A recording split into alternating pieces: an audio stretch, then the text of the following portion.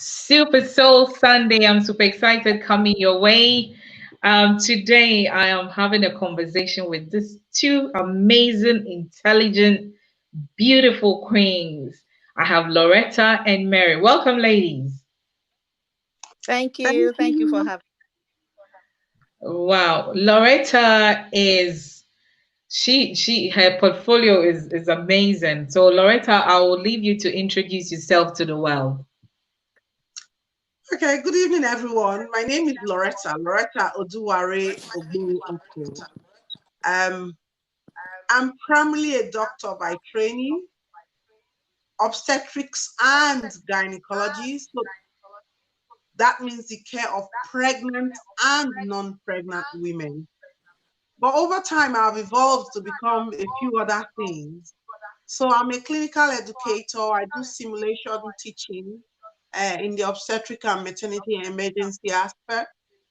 Um, I studied research and public health at the University of Edinburgh. So I'm a researcher. Currently, I am doing my PhD in criminology and law at the University of Sheffield Hallam in Sheffield. I have always been a youth and women's health advocate. And I ended up writing a book to promote my background, my cultural narrative, and push the fact that women need also to be heard. And that doesn't necessarily mean we have to be man haters doing that, because I'm not a man hater. But overall, I think the best description of myself is to say I am a humanitarian. I care about the next person. And recently, I was made one of the members of the Global Goodwill Ambassadors. So it's really a pleasure to be here. And let's see how together, between you, myself, and Mary, we can affect mankind this evening. Oh, fantastic, fantastic. And Mary as well. Mary, welcome. Mary is the president founder of Global or Zenith Global Health. So, Mary, introduce yourself to the world in your own words.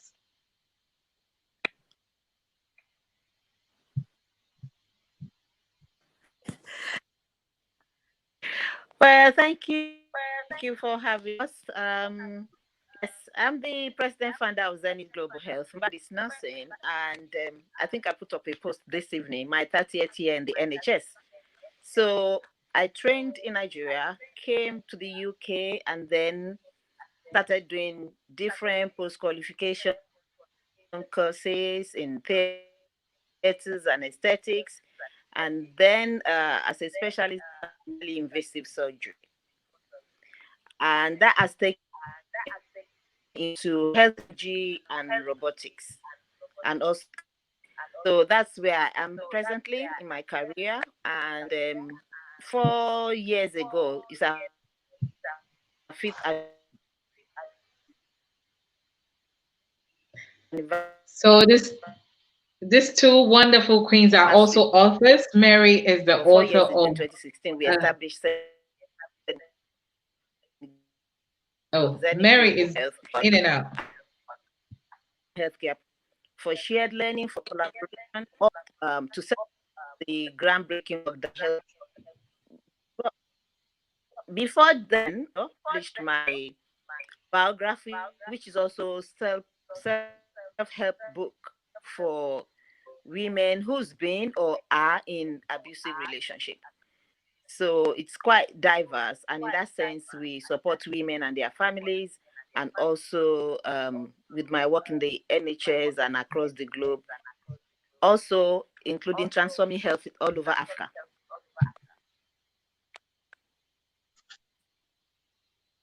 Thank you, Mary. Thank you very much.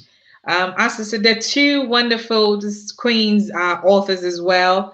Loretta's written a book, My Father's Daughter, and Mary's book is Gifts, Roses, and Bruises. So we'll be talking about the books. But both of you are in the NHS, and the NHS is celebrating 72 years. So we Mm, applaud you. 72, isn't it? yes, 72. So 72. Well done, well done, well done, well done. How are you feeling and how proud are you working in the NHS? Um, if I go first, I would say that like Mary and myself, we share a lot in common with many other British people. British either by birth or by naturalization. And the NHS is something we are all very proud of.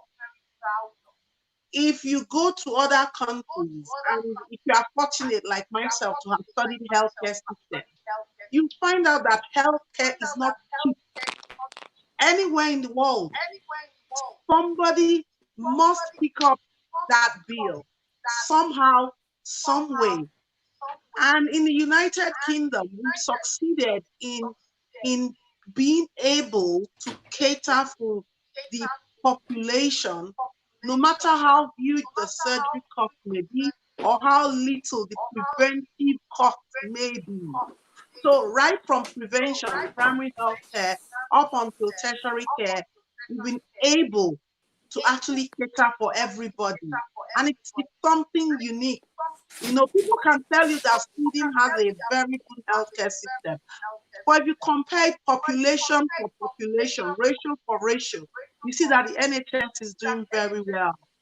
I mean, the Canadian model is something in between the American very private model and the UK very altruistic model, which people have sort of pointed out that moving forward, sustaining the NHS in terms of the fact that it does gulp a lot of money, would that be something we want to employ? Well, I think time and tide will show us what to do because people are not sleeping. People are working, strategists are working behind the scenes to ensure that the future of the NHS is secure. But in our own little niches, people like myself and Mary, people out there who contribute every day from the porter, from the people at the reception, to the managers, to the surgeons, I will say a big, big thank you to all of you this evening. The population, they are very grateful. A lot of people, especially in these COVID times, have come to actually realize the true meaning of health is wealth. And at 72, the NHS is blazing that pathway, showing that health is wealth. And I am very jealous. I want to be able to recreate what the NHS has in my home country. What my Your home adopted country. country has, I want to replicate in Nigeria. Fantastic. Well, I think let's see, Mary's back. Mary, so you also have been working in the NHS for a while now. So tell me how proud you are to be part of it. Oh, it's amazing, actually. It's one of the best institutions in the world. And I'm really, really proud to be part of it, proud to be engaged in what NHS stands for, which is access and optimum care for the population. And more so because when NHS turned 70, I was named as one of the 70 female health tech innovators because of my work with virtual reality training and the minimally invasive surgery. Thanks, Loretta. so, so for me, the birthday is twofold for me: celebrating with the NHS and also celebrating, my colleagues, the dedication and commitment, and of course that recognition 2 years ago. Ladies, I wanted to, if you can lower your volumes a bit because we're getting feedbacks. I think the echoing is too much. So if we can lower it a bit and we see, because I think I have lowered our mine. wonderful, you've lowered yours. Mary, you've lowered yours as well.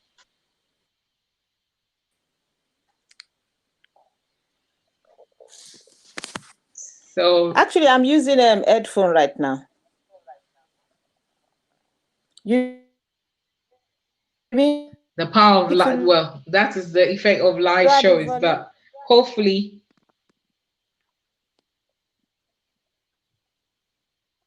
we hope that it's better now. So let's move on.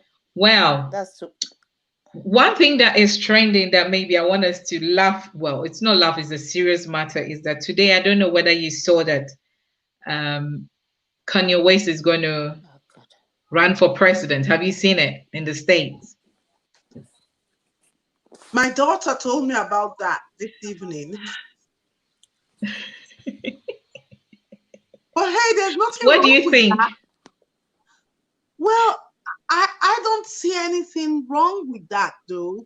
And when my daughter came and said, Mommy, guess what? Kanye West wants to run for president. I said, no, man, that's it. There's no use sitting down and being an armchair critic or saying Trump did this, Trump didn't do that. This is how I would have loved it to be. He's a freeborn.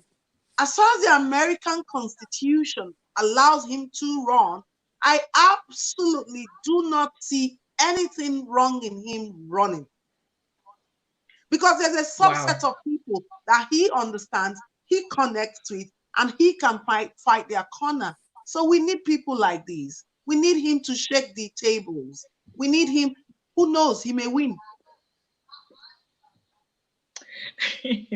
Very okay. Thank you, Gary. Thank you for everyone that is. It's Gary says it's better now. So shout out to Gary. Mary, what do you think?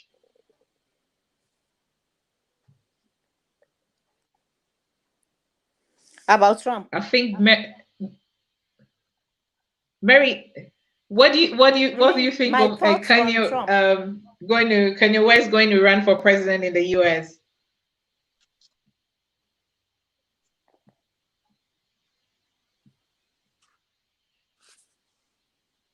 Sorry, I missed the first part of it. What was the first part of the question?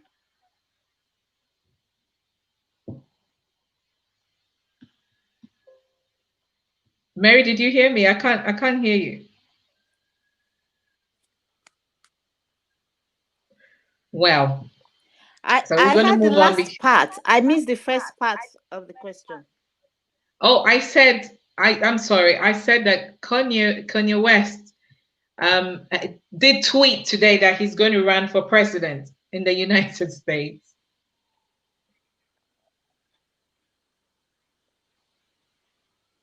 And your thoughts on it?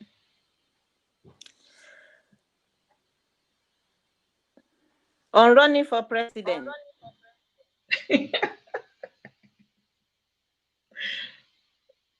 Yeah. Okay. We're gonna move on because I think Mary's reception is a bit. Mary, we I keep losing you, but let me jump onto my next question. Loretta, your book, My Father's Daughter. Why my father? When you sent me, I remember when you sent it to me, I said, okay, she must be a daddy's girl. So what motivated and inspired you to write My Father's Daughter? Well, I agree with you. I am a daddy's girl. I have no apologies about that. See, growing up, I actually felt that everybody had the kind of upbringing I had, where I had a father who was not just my friend, he was also a mentor, and he was my biological father as well. I'll tell you a story, and that will sum it up why I have written this book. I went to a friend's house when I left the boarding house because I went to Federal Government Girls Benin. Shout out Fediben Girls. And when I went there, we were always in school. So it was only when we finished that I said, oh, let me go to a friend's house and stay over. And my dad and my mom said, okay, you can go. I got there, and then their father came from work and they started running. They were running to their rooms, but I was running to the door. And they said, no, no, no, no, you don't do that in this house. You run to the room when daddy comes in. I said, no, but in my house, we run to the door when daddy comes in. Because daddy has come back home with goodies, either granite, donut, meat pie, something must come with him. We give him a hug, we play with him, we're all around him, and we just chat. He tells us about how his day went. And they said, no, that doesn't happen here. You run in, and daddy have to listen to the network news by himself. I said, no, we listen to network news together with my dad. He's going to explain Oh, everything to you. So, summed up, I was raised by a man who every day would come, wake me up and say, Loretta, wake up, it's time for school. You are fearfully and wonderfully made. You are beautiful. In fact, I came to school today to pick you up, and you were the most beautiful child in that school. Like it or not, I believed him. I lived it, and I still live it. So after some 30 odd years, I decided that if I had the privilege of being raised by a man who raised my self-confidence and self-esteem to be bigger than a cathedral, I know what I'm talking about, then I need to share some of these tips with the world. And that was why I wrote this book. I didn't want to be selfish with what I had been given. And I found out that, especially in this social media age, where you find out that people have a lot of confidence issues. Somebody told me once at work that she was upset and sad because all her friends were doing better than her. They appeared finer in their Facebook pictures and their Instagram pictures. And I said to her, do you know people take about 30 to 50 pictures and choose the best to put out there? You know, in these times more than ever before, we need to raise people and mentor people with strong self-esteem so that they can own their narrative and they will not act anybody's script in life. And that is why I wow. wrote this book. You You wrote need to. that book. Yeah. Fantastic. But I'm happy that I was one of the people that you shared with me when it was coming out. So thank you for that. Mary also has a book, Gift, Roses and Bruises. Mary had a very bad, very abusive relationship that Mary, you want to share a little bit on that. And that is why you wrote the book.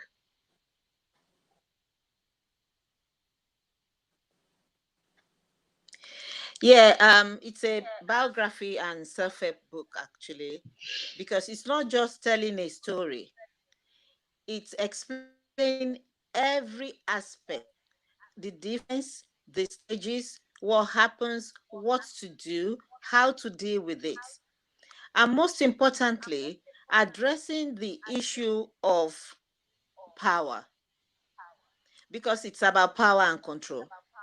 So the issue of power comes into play when women are scared, especially women. I know that men get abused too, but most importantly, women, when they get scared of the economic implications of leaving that relationship, they think about what the family, and of course, religion come to play as well. But main focus on economy, because the economic implications means that, especially if children are involved, you may end up being alone, and that's alone make women stay longer than necessary, which is in the long run not actually productive for the children. So it focuses on what to do, how to be self-sufficient, how to tap into your inner man, and tap into that inner strength, and develop either career, make you be self-sufficient. The other aspect also is about self-love, because at a point in time, because the focus is on pleasing this person, surviving, making it work, you lose focus about yourself.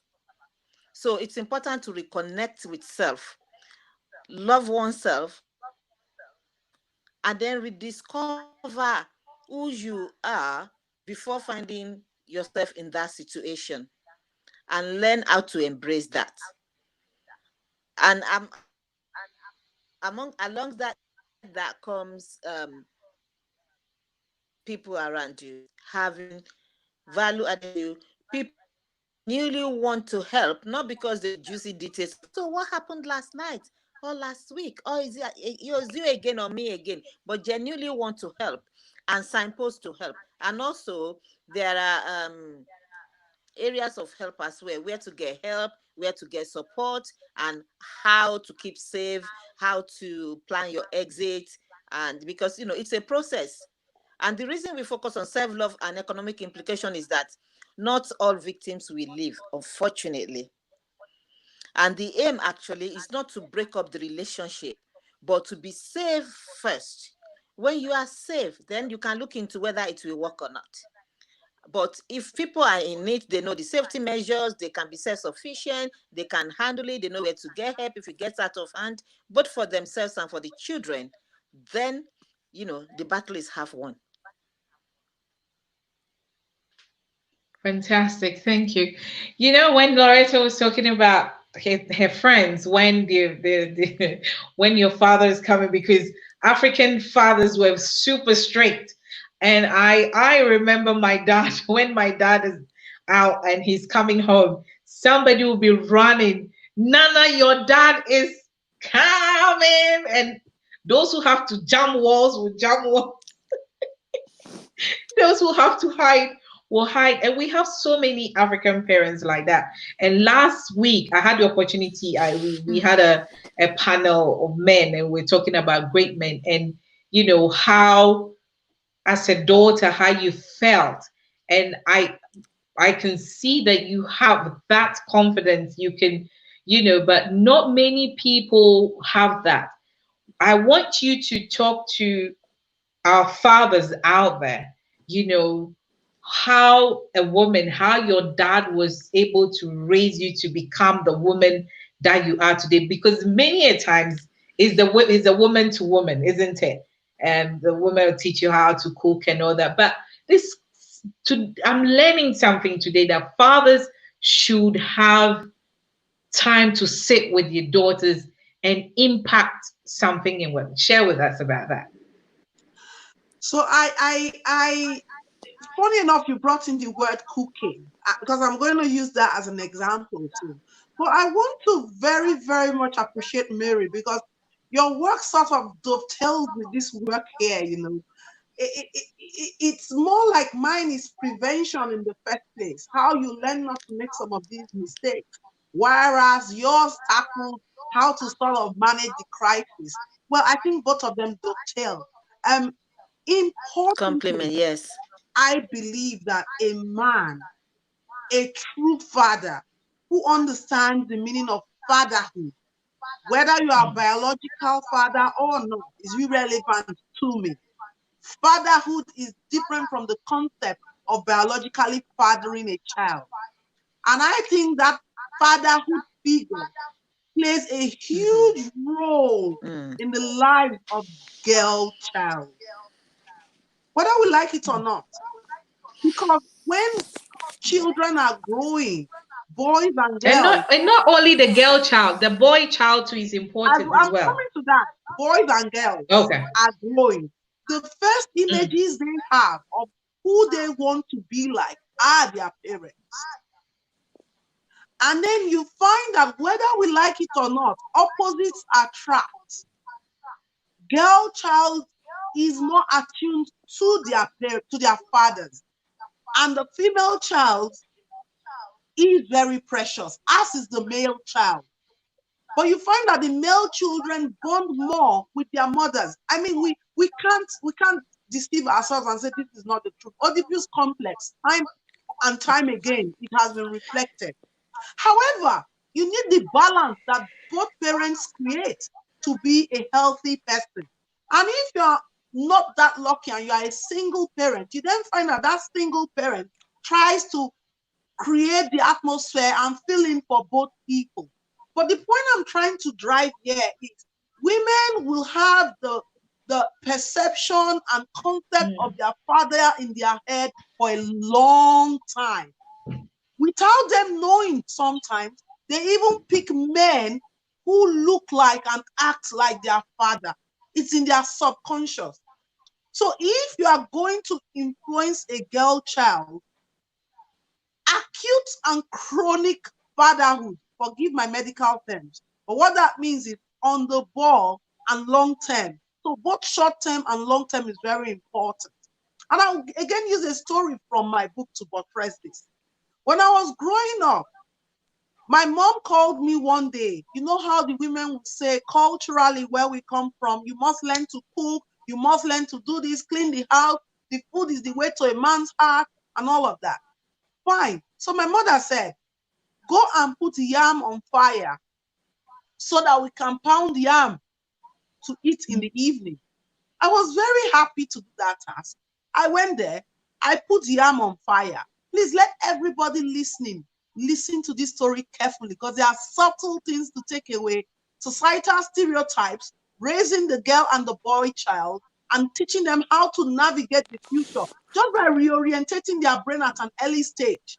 The paradigm shift of how they think. Anyway, so I went there, put the yam on fire, and put salt in it. And I was happily coming back to read my novel. I was a bookworm. So I picked up the book to read, and my mother stopped in her tracks and said, Oduwa, that's my native name. Uzume Yamenia, meaning, did you put salt in that water you're using to boil the yam? I said, yes, mommy. Oh my God, that was it. She called on all her ancestors in the past and those yet unborn. She chased me around the house. She went outside and started crying. And it was just doomsday for me. And I'm wondering, why is this woman crying? Enter, who comes to my rescue? My father. And my father says, you cannot beat my daughter. She said, no, if she doesn't know how to cook, no man will marry her. Listen, no man will marry her. If she doesn't know how to do house chores, nobody's going to put her in the house. Then they are going to say, I have failed. I didn't raise her right. Nobody's going to remember you, Richard, that you are spoiling this child. And my father saved me and took me away. And when we got to the living room, my father said, my father was 30 years older than my mom. He was a serial polygamist. That's what I call him. So he said, why was your mother chasing you and angry that you have put salt in that water? I said, I don't know, Daddy. I just saw her suddenly calling the ancestors. And we both started laughing. He then said, let me tell you something. If you put salt in that yam, it's not going to stick. The sodium chloride is going to break the bonds that make the yam stick together. You're not going to have that fluffy taste you have when you make the pounded yam. My father gave me a simple domestic chemistry lesson. Now I understood that I would not have to do that again. And he said to me that day, he said, you don't need to have to cook to make any man happy. You don't need to have to cook for a man to marry you. You need to know whose daughter you are. You need to learn to cook for yourself. You need to learn to cook because you want to eat, Loretta. But if it pleases you and a man pleases you tomorrow and you decide to cook for him every day of the week and twice on Sunday, then carry on. You see, that man was trying to reorientate my belief and my mother's belief and the societal stereotype. He made me realize that I first had to love myself, which is what Mary said in her book. He made me realize I had to learn to cook for myself. And look at the way he phrased it. If a man pleases you tomorrow and you want to cook for him every day of the week and twice on Sunday, then go ahead and do it. You see, right from infancy, I then realized that I had to break societal stereotypes. I had to look out for that man who was more interested in me as a person, as an entity, than as a cook. I knew then. I walked to my father once and said, Daddy, you mean one man signs all these Naira notes, governor of Central Bank? I need to marry this man. He's very rich. My father said, no. By the time you wait to marry the governor of Central Bank, he'll be too old for you. Go back now, my daughter, in your class. Look for that little boy who is potentially going to become the governor of Central Bank. And as I was going, he said, stop there, girl. Do you know you too can be the governor of Central Bank? So you can see the way I was raised. I was raised not to make those mistakes. I know God helps us. But I want to point out this evening that society cages some of us. We want to please society. Mary said something about religion. We want to please our pastors. We want to please our. My mother wasn't wrong. That was all she knew. That was the world she knew. I love my mom. Okay, a very intelligent and brilliant woman. But you can see how my dad unleashed my world. He made my horizon very broad. And I think that is the takeaway message. That is what these kind of books will do for you. You must first love yourself. When you love yourself and you have enough love in your bank, then you can issue out checks and love other people. And you then don't depend on other people's love to be who you are. You then don't lose yourself loving someone else, loving a husband who comes home and he doesn't want to even talk to you and you are pining away. Come on, girl, get up, go out there, do your own thing. The man will come looking for you. Fantastic, fantastic, fantastic. And by the way, shout out to your mom. She celebrated her birthday just yesterday. Yeah. So Yes, happy yes. birthday, mommy. Happy birthday to you. I hope you cooked Yes. some ogbono stew for her. Yes. Happy birthday. So it's so important that this parenting, father daughter, father son, mother daughter, mother son, it's especially we that have traveled to the Western world, because we are all busy working, and sometimes we don't get, the time to sit down like our African back home back home parents used to do. So maybe we have to, every parent here should buy a father's my father's daughter the book and read. Maybe we'll use it as a parental guide for everyone. Mary, also, you're doing well in the. These two amazing ladies. If you tune in and you don't know who I'm talking about, I'm talking to. These two ladies are amazing. They are authors. They are business women. They are motivational speakers. They do all. They are virtuous women, and we're learning much from them. Mary also is the president and founder of Zenith Global. Mary, you went through hell, and many women, after going through all these domestic abuse and all that, stay there. They don't come out, you know.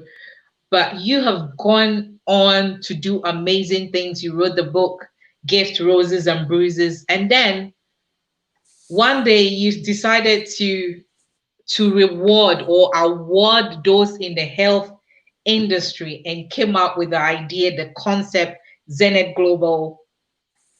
And today it's a phenomenal entity. Tell me the process of how you came about it. Right. So after I published Gifts, Roses and Bruises, I started being invited to various events, red carpet events, speaking engagements, and also I had the Glow with Mary TV show and radio show. So at a point, I thought to myself, and before then, I've been in healthcare for about 30 years before then. But I wrote this 70, 80 page book, and suddenly there's this spotlight on me for that, which for which I'm grateful, because it's for a purpose, it's for a good cause, which I'm actually grateful that I have the platform to be able to share that message and encourage other women to let them know that, look, you can always do better. You can always still find yourself and achieve your dreams and goals. But I thought to myself, in the 30 years before then, and all the people that I've met, there has never been acknowledgement for all the hard work and dedication and groundbreaking. And Loretta, we know what I'm talking about. If you are in healthcare, it's like it takes over your life. That's your priority. I mean, some people say they don't take work home, but if you're an healthcare professional, you take work home to some degree. Not even to go and start doing it, but because your mind will probably still be with either your patient or something that you need to do tomorrow for the patient and things like that. So I thought, okay, let's have our own platform, group of healthcare professionals celebrating each other, acknowledging each other. supporting each other. And not only that, not just the award ceremony, but the shared learning. Because, at Zenith Global Health, we have people coming over from UAE, from Asia, from India, from Africa. So when they come together like that, they share what they've been doing in different area of expertise. And from that, a collaboration develops. So they learn what's working in this continent, this country, what's not working, where we are at, and also interprofessional as well. And so that is how Zenith Global is established. And so we have the shared learning, we have the collaboration. These two are ongoing throughout the year, over and over again, cross country, across the globe. But the celebration is once a year in the UK, and everybody comes together again from different parts of the world. And this year, for the first time, we thought, okay, the next step will be to go to Africa. So we had planned to have an event in Nigeria in June just gone. Of course, we couldn't because of the COVID. So we had a webinar, and Lana, thank you very much for joining us on that day. People came again from all over the continent because it's Africa focused. So we have people from Ghana, Tanzania, Congo, all over Africa. And then we have people join us from here and US and Europe as well. So that for us, that was a true gathering of, global healthcare professionals. And of course, from that webinar, as now other things have developed, which, I'll be sharing as time goes on, that I believe, is actually realizing the purpose of Zen Global Health. Fantastic. Oh, fantastic. I'm applauding you, ladies. You're really, really doing well. So, as we continue, Loretta, where can we find um my father's daughter? Where can we get it? My father's daughter is on Amazon Daughter. worldwide. You have electronic copies and you have hard copies. If you are like me, old fashioned like me, I still want to turn the pages of the book. So it's there. You also have it on Okada Books online. Um, and in Nigeria, you have it in different outlets. So if you check me out on Facebook, Loretta Oduware, you would be able to send me a messenger if you wanted one if you're in Nigeria, and you can get it at different outlets. If you're in Lagos, it's at Terra Culture, and then Glendora as well. In Benin, it's in the University of Benin, and it can be shipped to anywhere in Nigeria for you if you wanted a copy. Yeah. Oh, fantastic. Mary, where can we find Gift Roses and Bruises? Please. Yeah, it's on Amazon, it's online, it's in foils, it's in hard copy and ebook as well. And yeah, it's available globally. So just if you just Google Gifts, Roses and Bruises, it will show you all the outlets where you can buy online and some bookshop. It's in W.A. Smith in Croydon as well. So yeah, can be purchased online globally. And may I add rather, the nominations are still ongoing for Zenith because we stopped during the pandemic because we know that our colleagues are very busy doing that. So we've started nominations again and we've extended it till August. Fingers crossed, we should be able to have the UK one in October. But Fantastic. like I said, we are watching the space. The two of you was also involved in the community. Loretta, I know you were so much into the Edo community. You're person, you were pushing for your community. And I know some of us we travel abroad and we're like, we don't want to have anything to do with these people because the days and the that. But you are spearhead and I see you all over. What really motivates you to, I know, yes, you are a daughter of the land and you want to, but what gives you that push that, hey, I need to support my people? Um, for me, you're right. I have been, I'm the current president of the University of Benin Alumni in the UK. I work with Edo Global, work with different Edo communities outside of the UK and in Nigeria and, crisscrossing borders.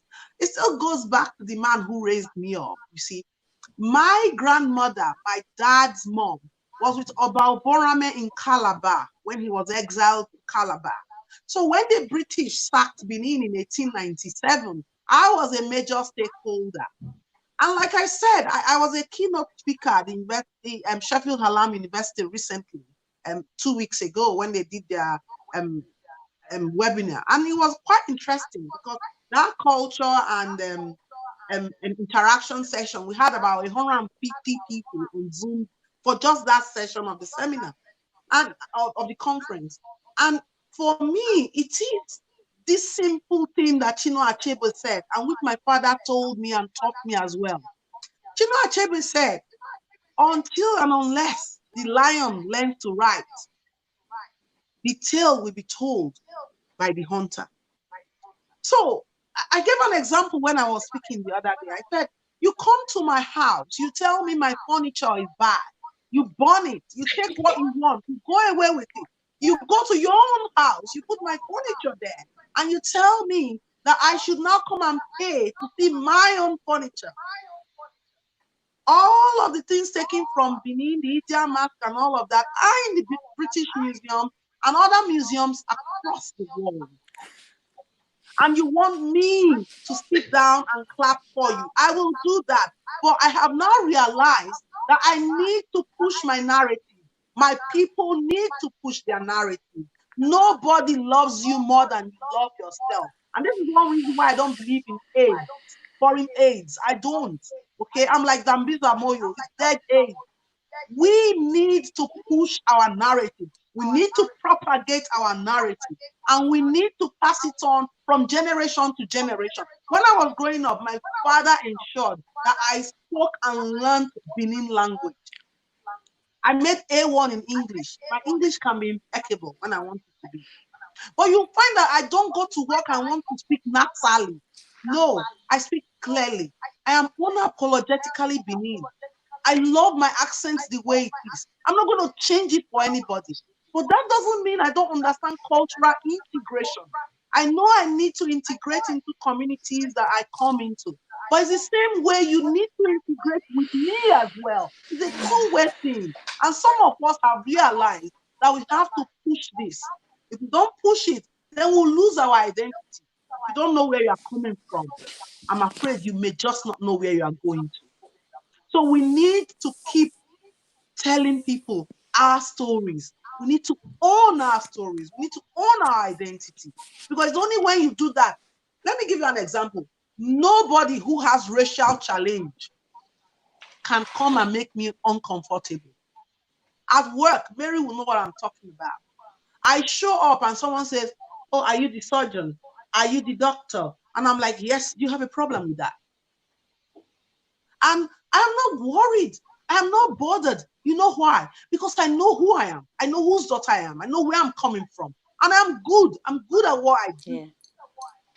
Okay? So we need to be able to proudly show people what we stand for. At work, sometimes they just sit down around me and say, tell us about your great grandfather and how the British people came. And these are my Caucasian colleagues. Some of us are guilty. We don't educate. And when I say educate, I'm not talking of paper certificates. But we don't educate those around us, even when we have the opportunity. Instead, we want to own an identity that is not ours. A Nigerian comes into my hospital, and most probably you see someone coming to tell me there's a Nigerian in that room. Why do you think they are doing that? Because I have identified without fear or favor with my fellow Nigerians. It doesn't mean I have not been beaten. It doesn't mean I have not seen the wrong side of that. But I will not stop because I understand that this community you are in, Britain is larger than life because the people paint it that way. My adopted country is larger than life because the people are patriotic. We love Britain the same way I'll love my home country with no apologies. And I will push the message. Very, Mary, which part of Nigeria are you from?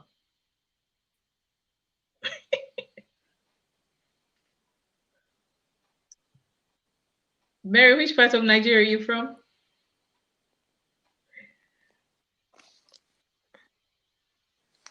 Oh, Oyo State. The Great Oyo Do you know Empire. Nigeria very well? Oyo State. Which part of Nigeria are you from? I Abio. didn't hear you. Oyo. She said Oyo. All right. Okay, so Oyo you State. two are going to take me to Nigeria so that we're going to, you two owe me a trip to Nigeria. The You two of you, should. you owe me a trip to Nigeria. You You're But should. let's coming. continue. You're coming. You're working in We're the all health going when we have the. industry and are doing your thing. But when the COVID happened, they were saying that the minorities were, dying and all that. We were having a conversation, and I said a lot of the minorities. I mean, when we go to North Middlesex or Barnet, and you see that most doctors are or consultants are either Asians or Africans, the carers, the cleaners, domestic, most of them are minorities, and this will happen. Who stood up and really had a conversation with the government to say, hey, this is what you can do for the community? I throw that to you, Mary, first, and then to Loretta.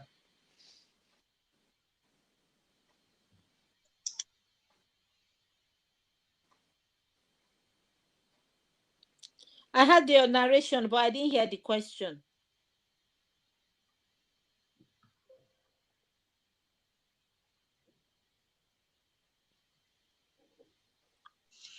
Can you hear me? Loretta, you want to, because it looks like Mary's communication is breaking. I Loretta, think do you want to go and then Mary will come back in? I think Mary is trying to hear the question. Mary.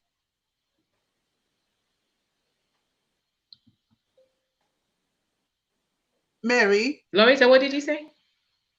No, I think she's trying to Yeah, I answer. had the narrate. Yeah, I had your narration, but I didn't hear the question. She said you should repeat the question, just the question. You want me to repeat the question?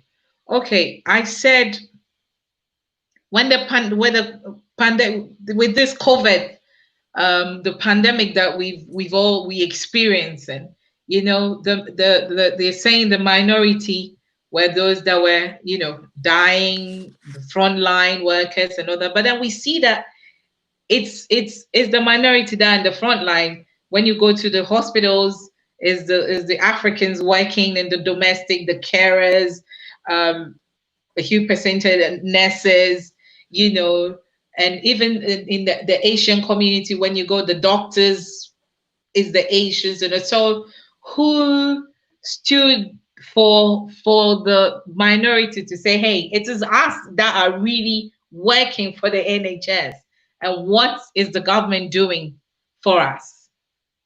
Okay, Um, Loretta. I think Mary somehow Mary dropped. has left us. She'll be back, I'm sure.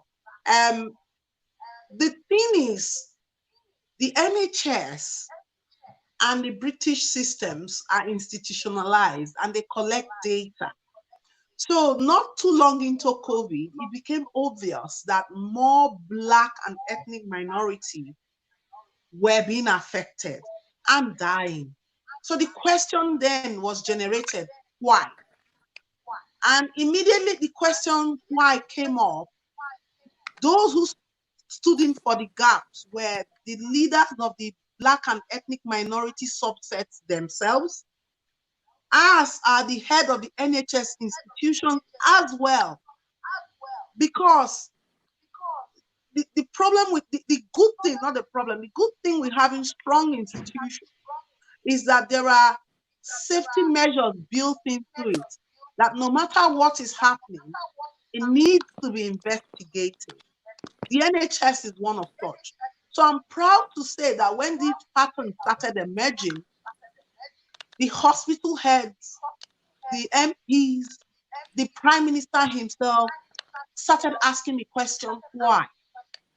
And of course, the Black and ethnic minority group lead and equality lead all rose up to the occasion.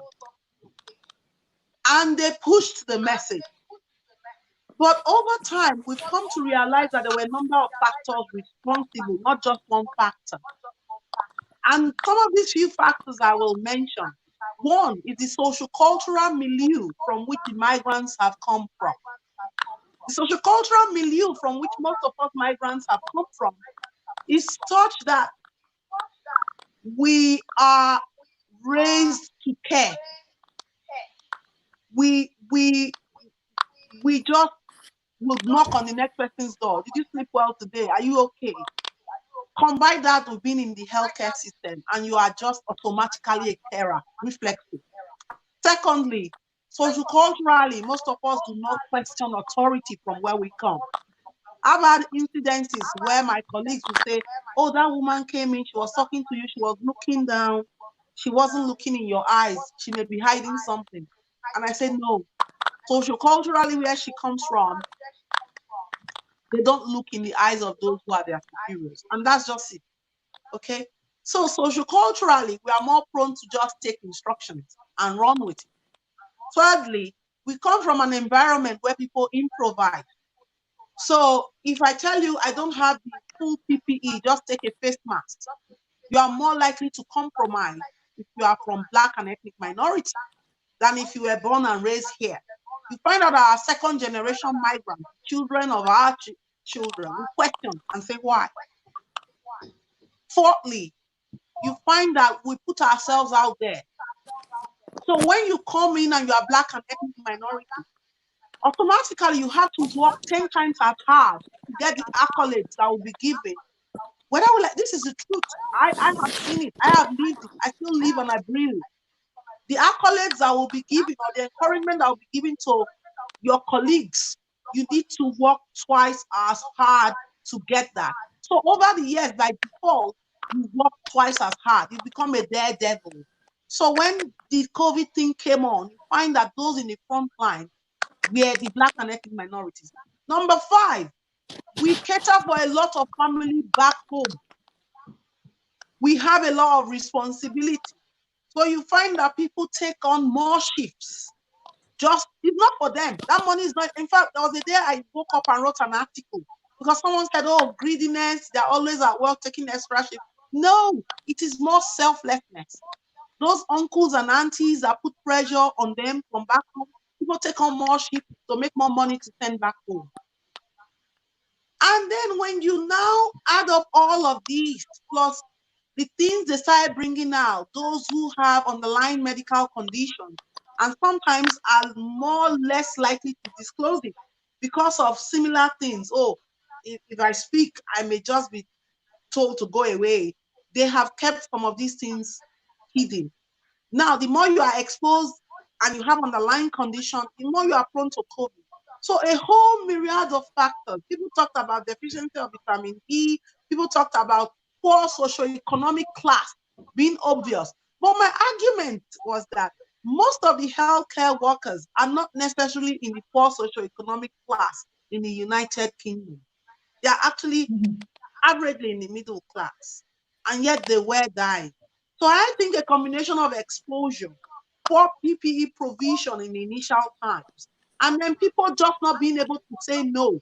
I witnessed a case where a staff nurse was being forced subtly by the institution that she must work, and she was saying, oh, I don't have enough PPE. And we were saying, well, that's what it is. Whereas her Caucasian colleagues went home, she did that shift. So a whole myriad of factors, and we have to speak up for ourselves. We have to keep speaking. We have to amplify our voices. Bravo. Mary, what do you want? What do you have to add to it as we're about to wrap up?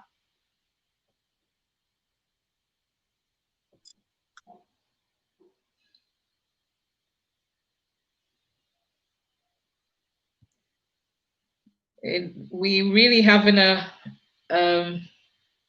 Mary, I don't know, maybe Mary, are you back? I think she's, oh, I think she's coming back. Yeah. Sometimes, the internet connection. So we apologize that Mary keeps cutting in and out. But Loretta, it's been wonderful having a conversation with you. And I I wanted got a us to copy talk of your about book, the. you know. I got a copy of Oh, your thank book. you about. Today is about you, my father's daughter. So show it to us once again. And the I wanted to talk about. Listen. I wanted us to talk about jollof, the Ghana jollof and Nigerian jollof, but I know that it's going to turn into a war zone and we don't want that. So I am keeping that for myself. So Mary's back. Let's see. Mary, you're back. Today your the internet is not on your side, but what is your final words Do you on know? on Nana.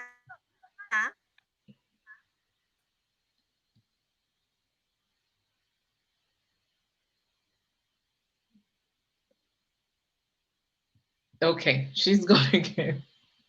Loretta, right. Your final words on the book and what you want to tell to every father. What do you want to tell every father out there? My final word is that every father out there understands the meaning of fatherhood. So you raise the kind of girl child that can be able to negotiate the world anywhere. When you are not there, they will be able to negotiate the world. And you raise the kind of boy child who would suit your own kind of girl child, if you know what I mean. So I'm raising my daughter in a particular manner. And I realized that I have to raise a boy child who be worthy of this girl child were it not to have been mine. So at the end of the day, you find that once you start doing one of them, you have to do the other by default. And then you find that both the girl child and the boy child become equal before you. And on a final note, I really, really want to use this opportunity to thank those men out there who are co-drivers and co-travelers in this struggle of life with us women. Because there are these men out there, men like my father, men like my husband, who understand, men like your husband, who understand that when you empower a woman, you empower nations, not just a nation, you empower nations, who understand the intersectionality of empowering a woman and everything else, how that would dovetail into economic empowerment. Mary said something just now. She said economic empowerment is one reason why many women tend to falter. And I'll tell women, if you don't bring anything to the negotiating table, you don't have to be a doctor. You can be a hairdresser. You can be a street sweeper, but be the best of it you can be. And bring that to the negotiating table. And that is the tool you will negotiate life with. You are special, fearfully and wonderfully made. No two of you on this planet. That's what I'll leave us. Yay! Where can we find your book? Again. Amazon has got it worldwide. Amazon, look for Loretta Oduware Ogboro for My Father's Daughter. After writing this book, surprisingly, I found that there was another book of a similar name on the internet. But use my name, you'll find it. And like I said, in Lagos, Glendora, Terra Culture, Okada Books online have got it as well. So, and we are aiming to get it into more outlets. Maybe I'll speak to Mary so Thank we you can. so much. And your social media handlers? What are Oh your yes, social media handlers? yes, my social media handles. I'm on Instagram. It's Loretta MFD. Twitter, Loretta MFD. MFD stands for My Father's Daughter. And we are on Facebook. We have a very strong presence on Facebook. LinkedIn, we are there. Look for Loretta. You can't miss her. There's only one of her on the planet. Fantastic, fantastic. Thank you so much. Thank you, Loretta. Mary's back, so let's hear Mary. Mary, your final words and where we can find gifts, roses and bruises. I'm actually going to order Mary's book now. Yes, and I want the two of you to connect as well. I know you've connected here. Um, Mm. Mary, Oh no. okay. Today the internet the internet is not on Mary's side. So I'm going to leave Mary. But thank you all for everyone who joined and everyone who contributed. Gary, Kelly, and all of you. I can see someone saying Nigerian jollof rice.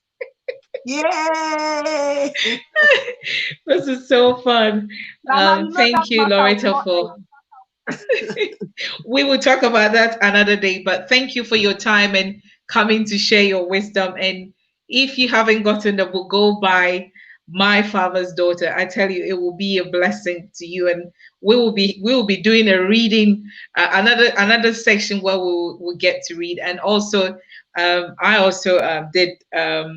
I have a book, The Power of Your Words, that Loretta was showing advertising. Loretta is a fan of the Nana Cheche show, and I told her that we met on the boat and fell in love.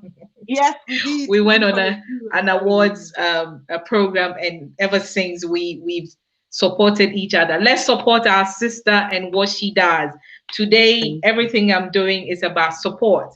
We need to support each other and be each other's keeper. If we support each other, we will be powerful as it is. We didn't have to scream, but we can do as much if we support each other. Mary also, you can follow her on social media.